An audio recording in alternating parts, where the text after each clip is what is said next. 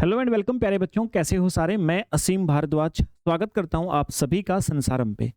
Haryana civil service exam 2026 के लिए बच्चे भर्ती प्रक्रिया आप सभी जानते हैं कि नोटिफिकेशन आप सभी के सामने आ चुका है। और जो हमारा प्री एग्जाम है, प्रीलिम्स है, उसकी भी डेट आपको बता दी गई है और एक एस्टिमेशन के तौर पे मेंस की भी आपको डेट बता दी गई है। सो बच्चे अभी प्रिपरेशन जो भी बच्चे इस बार स्टार्ट कर रहे हैं या पहले से प्रिपरेशन कर रहे हैं और इस बार जिनको हरियाणा सिविल सर्विस एग्जाम देना है, तो काफ़ी सारे परिवर्तन हुए हैं, कुछ चेंजेस हुए हैं। सिलेबस के अंदर मेनली हम कह सकते हैं कि परिवर्तन आपको देखने को मिला है और जो पुराना पैटर्न था उसको कम्प्लीटली बदल दिया गया है। कुछ बच्चों ने जो ऑप्शनल सब्जेक्ट के लिए प्रिपरेशन किया होगा बहुत लंबे समय से, अब वो देयर इज़ नो यूज, उसका कोई उपयोग नहीं रहा। अच्छा है, लेकिन आपके लिए आसान ही हुआ, मुश्किल नहीं हुआ है सभी बच्चों के लिए और बिल्कुल एक प्रकार से सभी के लिए एक समान पेपर अब की बार से आएगा। तो चलिए बच्चे, अभी हम डिस्कस करेंगे कि हमारा सिलेबस क्या है, प्रिपरेशन उस सिलेबस की आपको किस प्रकार से करनी है, जो समय आप सभी के पास में अभी है। और इतना समझ लीजिए, अभी आपके पास जो समय बचा हुआ है उस समय के अंदर आपकी प्रिपरेशन हो सकती है बच्चे, डेफिनेटली हो सकती है। सभी को उतना ही समय मिला है, किसी ऐसा नहीं कि कुछ बच्चों को कम समय दिया, कुछ को ज़्यादा, सभी को उतना ही समय दिया गया है और पदों की संख्या भी अब की बार ठीक ठाक आपकी दिख रही है। देखिए बच्चे, सिलेक्शन के लिए जो आपका प्रोसीजर है, सिलेबस के अंदर पैटर्न के अंदर क्या चेंज किया, पहले मैं उस पर डिस्कस करूंगा और उसके बाद में फिर आपको बताऊंगा कि उनको प्रिपरेशन करने के लिए कितना समय आपको देना पड़ेगा और कैसे क्या प्रिपरेशन होगी।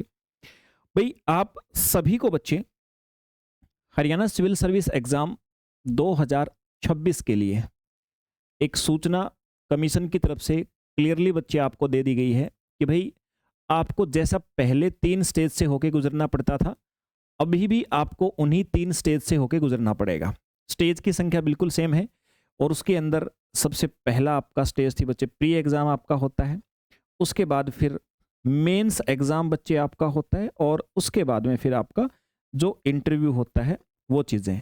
प्री एग्जाम जो होता है इसको केवल आपने बच्चे स्क्रीनिंग के तौर पे समझना है, यानी कहने का मतलब मेरा ये है कि फाइनल मेरिट लिस्ट में इसके नंबर नहीं लगेंगे। और मेंस एग्जाम जो है 600 नंबर का आपका होने वाला है और इंटरव्यू बच्चे आपका 75 मार्क्स का होने वाला है। कुल मिलाकर के 675 नंबर में से आपकी जो है वो फाइनल कट ऑफ बनेगी और लगभग लगभग मैं ये कहता हूँ कि जिस बच्चे ने 400 मार्क्स सिक्योर कर लिए उसका 101% सिलेक्शन फाइनल है। इससे कम में भी है कैटेगरी के हिसाब से, जो SC ST OBC बाकी कैटेगरी जो आती है उनका इससे बहुत कम नंबर में भी समथिंग समथिंग 100 मार्क्स कम होंगे तो भी सिलेक्शन आपका हो जाएगा। और ये मैंने एक मैक्सिमम बता दिया आपको, यहाँ ले आए तो कोई नहीं रोक सकता। बाकी इससे कम भी लिस्ट आपकी जा सकती है, 20-30 नंबर कम हो सकते हैं, अलग अलग कैटेगरी के हिसाब से वो ये डिपेंड करेगा कितनी कम पे कट ऑफ जाएगी। मैंने आपको मैक्सिमम बता दिया, 400 आप ले आते हो कुल मिला करके तो आपका सिलेक्शन फाइनल है बच्चे। चलिए, अभी मेन उद्देश्य हमारा है कि सिर्फ प्रीलिम्स एग्जाम जो होगा और जो मेंस होगा और ये इंटरव्यू होगा, थोड़ा इनके ऊपर डिस्कस करते हैं, कितने पेपर कैसे होंगे, कितने नंबर के होंगे और आपको सिलेक्शन होने के लिए क्या करना पड़ेगा। देखिए बच्चे, पिछली बार की तरह से जो आपका प्रीलिम्स एग्जामिनेशन है वो 2 पेपर इसके अंतर्गत होंगे। सबसे पहले एक ही दिन में होंगे, ये 2 शिफ्ट में होंगे बच्चे आपके। एक ही दिन में 2 पेपर आप सभी से लिए जाएंगे। 2 पेपर में से बच्चे जो आपका पेपर 1 होगा, पेपर 1 जो होगा बच्चे, जिसको आप लोग सी सेट के नाम से जानते हो, जिसके अंदर 10th लेवल पे बहुत सारे सब्जेक्ट्स का कॉम्बिनेशन आता है, जिसके अंदर मैथमेटिक्स, रीजनिंग, इंग्लिश वगैरह ये आपके 10th लेवल की आती है। मतलब ये जस्ट ये होता है, कई बार के बच्चे जो सिविल सर्वेंट होते हैं, जो सिविल सर्विस की तैयारी करते हैं, तो वो बच्चे कहीं उनका IQ या डिसीजन मेकिंग पावर कमज़ोर तो नहीं, इसलिए एक हल्का सा टेस्ट होता है। और ये आपका बच्चे 100 मार्क्स का रखा जाएगा और इसमें आपको इसके अंदर बच्चे आपको ओनली 33% मार्क्स लेके आने हैं। ठीक है, 33% नंबर केवल बच्चे आपको पेपर 1 के अंदर लेके आने हैं। ध्यान रखेगा इस बात को, सिर्फ 33% ले आएंगे तो पेपर 1 आपका क्वालिफाई माना जाएगा। ये प्रीलिम्स की बात है जिसमें 2 एग्जाम होते हैं। और फिर बच्चे पेपर 2 होता है प्रीलिम्स के अंदर आपका, और ये जो पेपर 2 होगा ये भी आपका, इसके लिए भी आपको 100 क्वेश्चन ही मिलेंगे बच्चे। और ये GS का पेपर होगा। GS का पेपर मतलब इसके अंदर आपकी history, geography, polity, economics, science, environment, current affair, Haryana GK, ये सारी चीज़ें आपको देखने को मिलेंगी। बहुत ज़्यादा कठिन लेवल नहीं होता है। तो इसके आधार पे फिर आपकी ये जो 100 नंबर है, इसके आधार पे आपकी इन 100 क्वेश्चन में से कट ऑफ लगेगी बच्चे। मोटा मोटी तौर पे मैं आपको अगर बता दूं तो समथिंग समथिंग अगर आप 70 मार्क्स यानी 70 क्वेश्चन आपने इसमें ठीक कर दिए तो आपका ये पहला स्टेज क्रॉस हो जाएगा समथिंग 70 क्वेश्चन में। ये पहली स्टेज जो प्री है वो आपके क्वालिफाई करके मेंस के लिए एलिजिबल हो जाओगे, मतलब इसमें कट ऑफ लगेगी। ये सिर्फ क्वालिफाई देखा जाएगा, क्वालिफाई कर दिया तो फिर ये पेपर चेक होगा, ये पेपर चेक होगा, तो इस पेपर के अंदर बच्चे फिर आप सभी की कट ऑफ लगेगी। उसमें से जो बच्चे ऊपर वाले जो बच्चे होंगे समथिंग 10 गुना के आसपास लिए जाते हैं, वो बच्चों को मेंस देने के लिए एलिजिबल माना जाएगा। फिर उसके बाद ये नंबर प्री वाले कोई काम नहीं आएंगे आपके, ठीक है सर। प्री के बाद फिर आती बारी हमारी मेंस की। फिर बच्चे आपकी बारी आएगी मेंस की, और मेंस एग्जाम के अंदर कुल मिलाकर के आपके 6 पेपर होंगे। 100 मार्क्स के बच्चे 6 पेपर होंगे। अभी नया सिस्टम जो है उसके हिसाब से आपको बता रहा हूँ। 6 पेपर आपके बच्चे लिए जाएंगे। 6 पेपर में से एक पेपर आपका होगा हिंदी का, एक पेपर बच्चे आपका होगा इंग्लिश का। ये सारे आपके सब्जेक्टिव लिखना पड़ेगा। जो प्री है उसमें ऑब्जेक्टिव क्वेश्चन मल्टीपल चॉइस आते हैं, इसमें आपको लिखना होता है, डिस्क्रिप्टिव पेपर होता है। और हिंदी इंग्लिश के बाद में एक जीएस पेपर 1 होगा बच्चे, जीएस पेपर 2 आपसे लिया जाएगा, जीएस पेपर आपका 3 होगा, और जीएस पेपर आपका 4 आपसे लिया जाएगा। 4 पेपर होंगे जीएस के। ऑप्शनल हट गया है, ऑप्शनल आपका एग्जाम नहीं होने वाला इस बार बिल्कुल भी बच्चे। जीएस के 4 पेपर होंगे। सब्जेक्ट क्या क्या होंगे अभी आपको बताऊंगा। ध्यान रखें बच्चे, जो ये मेंस है ना, ये जो मेंस के एग्जाम होते हैं लगभग 3 दिन आपके चलता है। मेंस आपसे जो लिया जाता है ये एग्जाम आपका 3 दिन चलेगा बच्चे। 3 दिन में ये 6 पेपर आपके ले लिए जाएंगे, 2-2 पेपर करके आपके 3 दिन में ले लिए जाएंगे। सबसे पहले आप हिंदी में एक बात ध्यान रखना है कि हिंदी के पेपर में आपके 33% नंबर और इंग्लिश के पेपर में आपके 33% मार्क्स आपके आने चाहिए। सबसे पहले इन दोनों को चेक किया जाएगा। अगर आपके हिंदी और इंग्लिश में 33% मार्क्स हैं तो फिर आपके अगले पेपर चेक होंगे। अगर आपके ये नहीं है इसके अंदर इतने, तो फिर आप इतना भूल जाइए कि आगे पेपर चेक होगा, आप डिस्क्वालीफाई हो जाओगे। अब इसका मतलब ये नहीं कि हिंदी में 33% लाने हैं। ये आपका 100 नंबर का पेपर होगा इंग्लिश का, और ये भी 100 नंबर का होगा। 33% तो इसलिए है कि आगे पेपर चेक करें कि नहीं करें। 33% है इनमें, तो आगे पेपर चेक होगा। पेपर आपका 100 नंबर का ये होगा, 100 नंबर का ये होगा। जीएस पेपर 1 जो है बच्चे ये 100 नंबर का होगा, और ये आपका 100 नंबर का होगा, ये भी आपका 100 नंबर का होगा, ये भी बच्चे आपका 100 नंबर का पेपर होगा। और प्रत्येक पेपर के लिए 3-3 घंटे का आपको समय मिलेगा, मतलब 6 पेपर 18 घंटे हैं कुल मिलाकर के, ये आपको मिलेगा। जो फाइनल कट ऑफ लगेगी उसमें 33% नहीं लिया जाएगा। फाइनल कट ऑफ में 100 में से जितने ज़्यादा मार्क्स आपके बनेंगे उतना ही कट ऑफ में आपके नंबर काउंट होंगे। यानी कि ओवरऑल बच्चे, जो ओवरऑल आपका मेंस एग्जामिनेशन होगा उसमें कट ऑफ में हिंदी और इंग्लिश दोनों को शामिल किया जाएगा। वो 600 नंबर में से आपको नंबर मिलेंगे। ये 33% तो बस इसलिए कि आपका चेक करे कि नहीं आगे, क्योंकि हिंदी इंग्लिश ही कमजोर है तो कोई मतलब नहीं है, फिर आपको रेक्टिफिकेशन करने वाला कैंडिडेट उनको नहीं चाहिए। जीएस पेपर 1 जो होता है बच्चे, जीएस पेपर 1 के अंदर हिस्ट्री आएगी आपकी, आर्ट एंड कल्चर आएगा और ज्योग्राफी आएगी। तो जीएस पेपर 1 में आपसे क्या पूछा जाएगा, इसमें बच्चे आपसे हिस्ट्री के क्वेश्चंस आपको देखने को मिलेंगे। इसमें आर्ट एंड कल्चर के क्वेश्चंस बच्चे देखने को मिलेंगे आपको। इसमें आपको ज्योग्राफी के देखने को मिलेंगे, और इसी में आपको बच्चे सोशियोलॉजी के क्वेश्चंस भी देखने को मिलेंगे। समाज के विषय में भी क्वेश्चन देखने को मिलेंगे। कुल मिलाकर 3 से 4 सब्जेक्ट का आपका होगा। इसके बाद बच्चे फिर जीएस पेपर 2 जो होगा, जीएस पेपर 2 के अंदर आपको देखने को क्या मिलेगा सर, फिर आपको पॉलिटी देखने को मिलेगा, इसमें इंटरनेशनल रिलेशंस देखने को मिलेंगे, कॉन्स्टिट्यूशन से क्वेश्चंस देखने को मिलेंगे। ये चीज़ें आपको पेपर 2 में देखने को मिलेंगी। विस्तार से तो पीडीएफ है आपके पास में, पीडीएफ में लिखा हुआ, एक बार यहाँ से मैं आपको लेकिन क्लियर कर देता हूँ। पीडीएफ में तो बहुत कुछ लिख देते हैं, लेकिन मोटा मोटी तौर पे मतलब यही होता है जो मैं आपको बता रहा हूँ। जीएस पेपर 3 जो होगा बच्चे, इसमें आपका साइंस एंड टेक्नोलॉजी आएगी, और इसके साथ में आएगा इकोनॉमिक्स। ठीक है, इकोनॉमिक्स, ये 2 सब्जेक्टों से ये पेपर रहेगा आपका। जीएस पेपर 4 जो होगा बच्चे, इसके अंदर आएगा एथिक्स। ठीक है ना, एथिक्स नीति शास्त्र या इंटीग्रिटी एप्टीट्यूड बोल सकते हैं साथ में। एथिक्स आप इसको मोटा मोटी तौर पे मान के चलिए, एथिक्स का ही पेपर होगा आपका ये। अभी तक यूपीएससी वगैरह में होता था, हरियाणा के अंदर भी पहली बार ये लागू किया गया है। ऑप्शनल हटा करके ये इस प्रकार से स्कीम है। कुल मिलाकर के 600 नंबर का मेंस होगा बच्चे। ये आपने क्वालिफाई कर लिया तो फिर आप सभी को जो आपका इंटरव्यू होगा बच्चे, फिर आपका इंटरव्यू होगा, और ये होगा 75 मार्क्स का। अब कुल मिलाकर के जो फाइनल आपका सिलेक्शन होगा बच्चे, वो फाइनल सिलेक्शन किस आधार पे होगा, फाइनल सिलेक्शन ये 600 प्लस में 75, कुल मिलाकर के 675 नंबर बच्चे। ठीक है, 675 नंबर में से आपको मार्क्स लेकर के आने हैं, जिसमें से आपको सिलेक्शन आपका होगा। अभी बच्चे देखो, सिलेबस मैंने एक मोटा मोटे तौर पे आपको बता दिया। अभी हमारी बात आती है सर कि हम लोग प्रिपरेशन कैसे करें, इस एग्ज़ाम के लिए प्रिपरेशन करने के लिए हमें क्या स्ट्रेटजी अपनानी पड़ेगी। अब बात आती है बच्चे इस चीज़ की, तो समझिए एक बात को, मेरी तरफ से ऑप्शन ये है, बाकी मैं आपको अभी सेल्फ स्टडी कैसे करनी है वो भी गाइड करूंगा बच्चे, और किन चीज़ों से बचना है वो भी आपको गाइड करूंगा। ये जस्ट एक इन्फॉर्मेशन है कि आपको किसी अध्यापक की आवश्यकता लगे तो मैं आपके लिए क्या कर सकता हूँ, ये छोटी सी इन्फॉर्मेशन मैं आपको यहाँ पर दूंगा। उसके बाद फिर हम अपनी जो स्ट्रेटजी है वो चीज़ें आपको बताऊंगा। देखो भाई, अभी जितना भी समय आपके पास में है उसमें अगर आप चाहते हैं कि सर जितना मैक्सिमम प्रिपेयर हो सकता है सर मुझे उतना मैक्सिमम करना है। देखो भाई, ये तो कोई टीचर अगर आपको लिख के दे रहा है ना, अभी आप देखना, अभी नोटिफिकेशन आया है तो यूट्यूब के ऊपर बाहर आ जाएगी ऐसी वीडियो की 90 डे स्ट्रेटजी, 70 डे स्ट्रेटजी, ये ऐसी बाहर आ जाएगी और घुमा फिरा करके वही बातें आपको मिलने वाली हैं और उनसे सिलेक्शन नहीं होने वाला।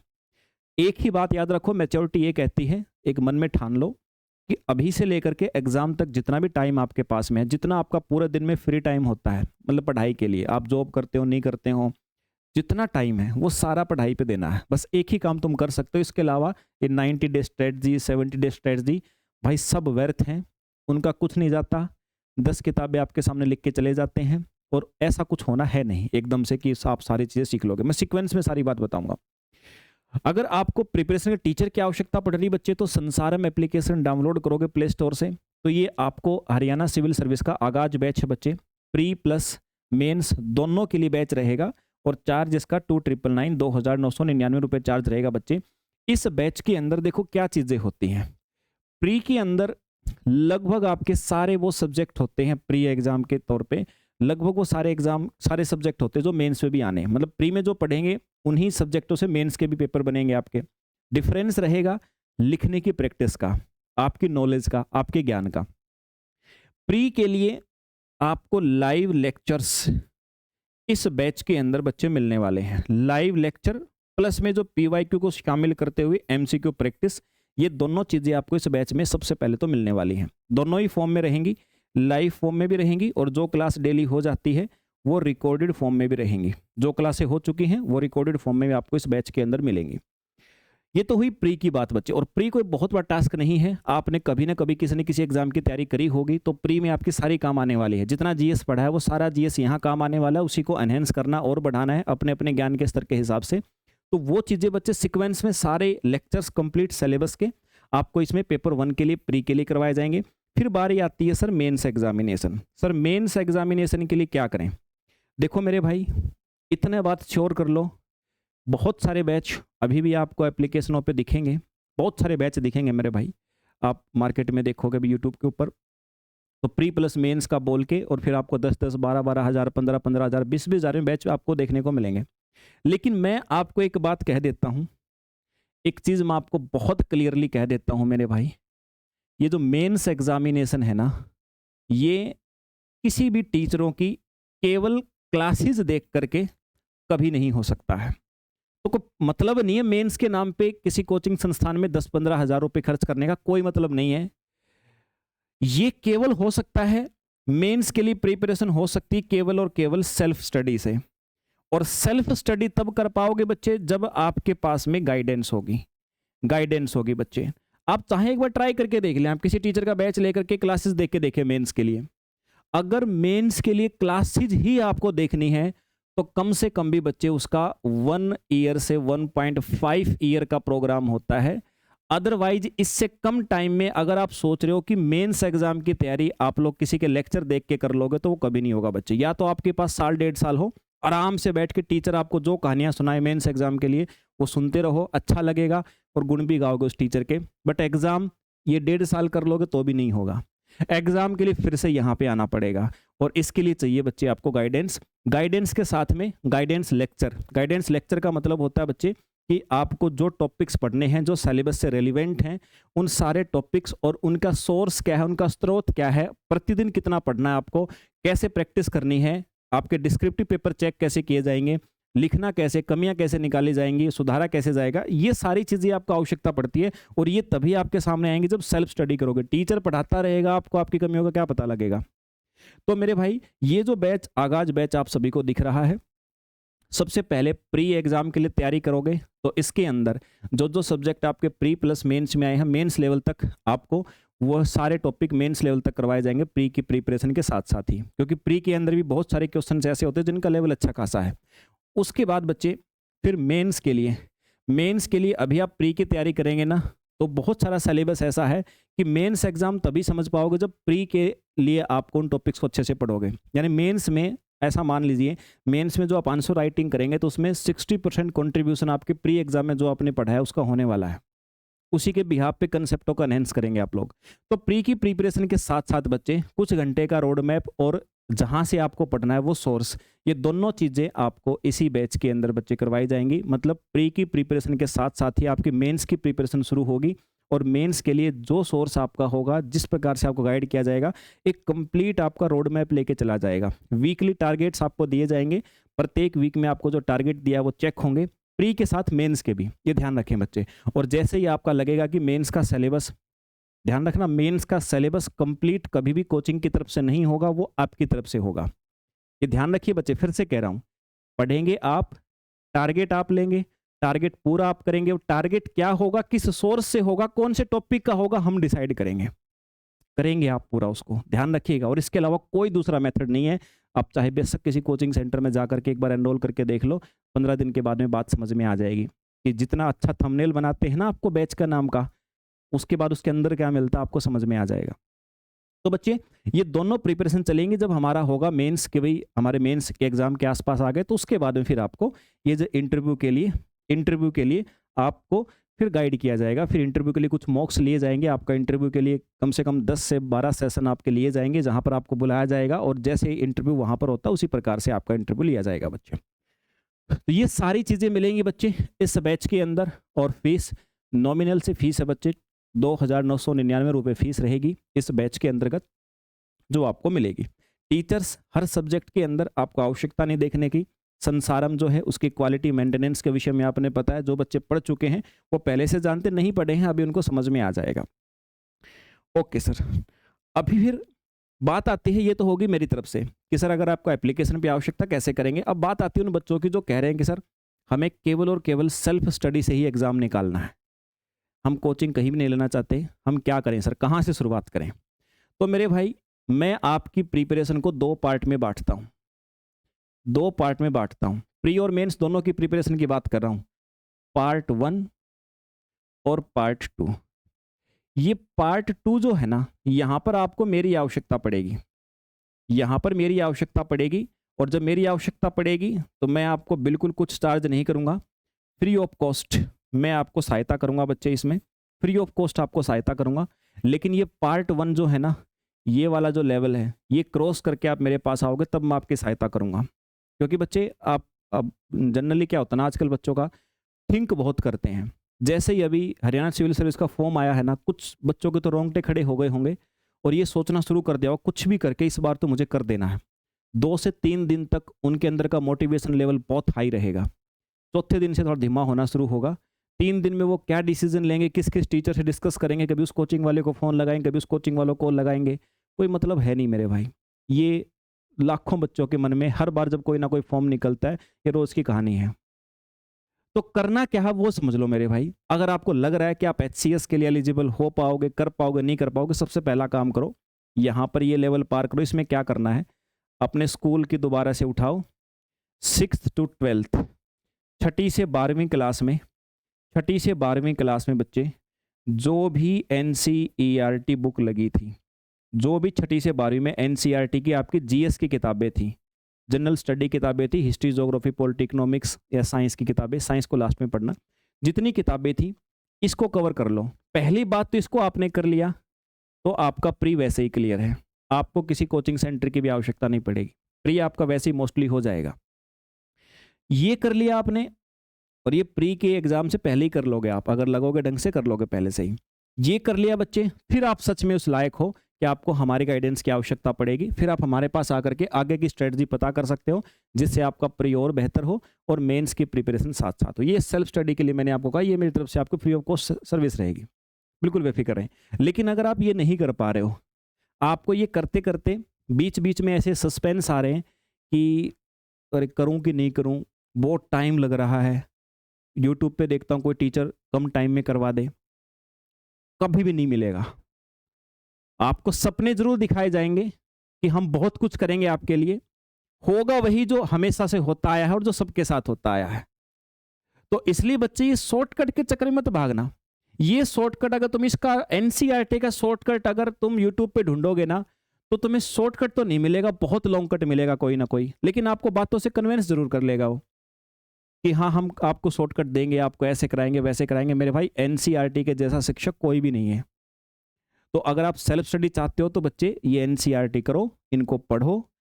अगर आप 6ठी से 12वीं तक पढ़ लेते हो, मतलब आप में इतना पेशेंस है कि आप आगे भी तैयारी कर लोगे। लेकिन आपकी बार बार प्रिपरेशन टूटे, 6ठी से 12वीं की एनसीईआरटी पढ़ते हुए ही आपका बार बार फ्लो टूटे, आप 2-2 3-3 दिन के गैप लेना शुरू कर दो, तो समझ जाना कि तुम्हें फिर बिल्कुल भी कहीं पैसे देने की आवश्यकता नहीं है। फिर वो चुनो जिसके लिए तुम बने हो, फिर उस एग्जाम की तैयारी करो, फिर इसको छोड़ दो। और अगर तुम्हें लग रहा है कि सर मैं कंटिन्यूस हूँ, सर मेरे अंदर जज्बा जुनून इतना है, फिर आपको इससे पता लग जाएगा। और मैं तो कहता हूँ कि तुम 6ठी से शुरू करोगे, 6ठी 7वीं 8वीं यहाँ तक तुम्हें पता लग जाएगा। यहाँ तक तुम या तो छोड़ दोगे इसको पढ़ना, या फिर तुम इसके बाद भी कंटिन्यू रहोगे ना, इसका मतलब है कि हाँ यार अब तुम लायक हो बिल्कुल बच्चे। ये हर एक किसी पे है। मैं तो कहता हूँ कोई बच्चा मुझसे कहता है सर मुझे आपकी गाइडेंस चाहिए, एचसीएस की तैयारी करनी है, बताइए सर क्या करना पड़ेगा। मैं बोलता हूँ बेटा तुम मेरे पास इसके बाद आना, ये 3 पढ़ के आओ पहले, इन तीनों का मुझे थोड़ा सा टेस्ट दो, फिर मैं आपको गाइड करूंगा। क्योंकि मेरे भाई हर दूसरा बच्चा तो कहता है कि मुझे भी प्रधानमंत्री बनना है, मुझे ही लेफ्टिनेंट बनना, हर दूसरे बच्चे की कहानी है। बनना है अलग विषय है, बनने के लिए कर क्या रहे हो, उसके लायक भी हो कि नहीं, पहले जज तो कर लो अपने आप को, उसके बाद हमसे बात करो, फिर हम आपको समझाएंगे तो आपको समझ में भी आएगा। उससे पहले हम आपको कुछ भी समझाएंगे आपको समझ में नहीं आएगा, हमारी कुछ मीनिंग निकलेगा, आप समझोगे कुछ उस बात को। तो पहला सॉल्यूशन यही है, अपने आप को अपने घर बैठ के जांचो कि आप उसके लायक हो कि नहीं, उसके बाद हमारे पास आओ।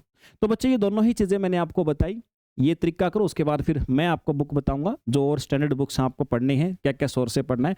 और जो बच्चे बैच में हैं उनको शुरू से प्रीलिम से लेकर के मेंस तक लेक्चर्स उनको मिलेंगे लाइव अच्छी प्रकार के, और बाकी की भी जो जितनी चीज़ें हैं वो सारे की सारी आपको गाइड किया जाएगा। तो चलिए स्प्रेंट, एक जानकारी थी आप सभी के लिए, उम्मीद करता हूँ समझ में आई होंगी। तो मिलते हैं बच्चे अगले किसी सेशन के अंदर। जय हिंद भाई।